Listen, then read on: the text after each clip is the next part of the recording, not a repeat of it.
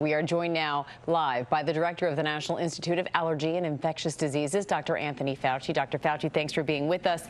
And I'm sure you have heard the president just speaking about you to Fox News, saying that he doesn't always agree with you. He says he inherited you. Do you think the president trusts you and your advice? Yeah. You know, I think he does. I mean, I think when you get statements like that, that doesn't really reflect what actually goes on. I mean, I was at the White House yesterday at a task force meeting and with the vice president, and everything that we discussed, including what you just spoke about regarding children, regarding what's going on, gets to the president. He understands that. So I think that's kind of a distraction to pit me against the president. We're all on the same team.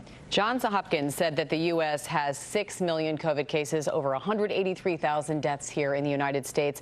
So can you explain why the president would retweet a theory that suggests only 9,000 people have died of COVID-19 here? Well, you know, the CDC came out with a statement which really did reflect the reality that, in fact, if you look at the people who died of COVID disease, the point that the CDC was trying to make was that a certain percentage of them had nothing else but just COVID. That does not mean that someone who has hypertension or diabetes who dies of COVID didn't die of COVID-19. They did. So the numbers that you've been hearing, the 180,000 plus deaths, are real deaths from COVID-19. Let not be any confusion about that. It's not 9,000 deaths from COVID-19. It's 180 plus thousand deaths.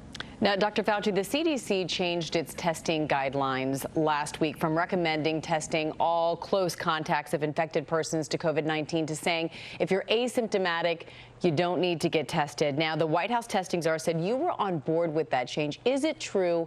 And if so, why that change?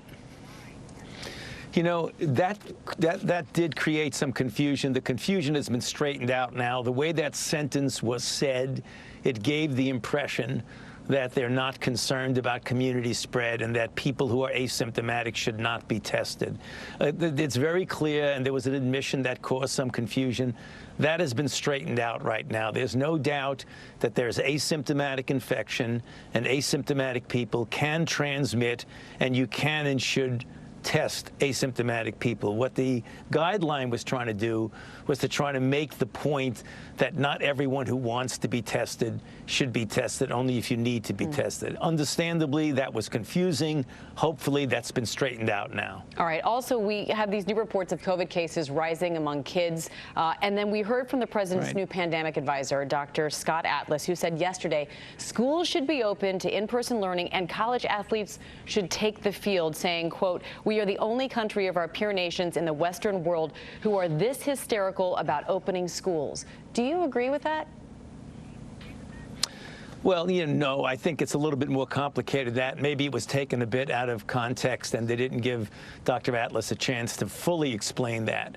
I mean, obviously, when you're looking at opening schools, the country is a large country. There are parts of the country that we call green zones where you could, with real impunity, open schools as long as you're careful about things, wearing masks and things like that. But there are areas of the country, part of the yellow zone and certainly in the red zone, when there's a lot of viral activity in the community, you have to take a careful look about if and how you're going to open the schools. You may be able to do it with certain precautions, physical separating, alternating of classes, hybrid approaches, but there are some areas where there is such a high degree of infection that you really want to be careful if you do that. I might say, though, importantly, the best way to get schools open is to decrease the level and rate of infection in your community. So if you're in a red zone, get yourself into a yellow or green zone, and then we wouldn't be having this discussion about whether or not to open the schools. So as a community,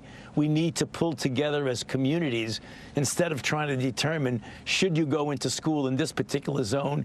Get out of the red zone, get your community, your city, your state into a yellow or a green zone, and then that would be much safer to get children to school. Right, by wearing masks, social distancing, and using good hand hygiene. Exactly. All right. Right. Now, I wanted to talk about vaccines because a third potential vaccine has now entered phase 3 trials in the United States. The FDA commissioner has now said a vaccine could be approved for emergency use before phase 3 trials are completed if there's enough data to show it's safe. Is that a safe and effective way to move forward with the vaccine? Right.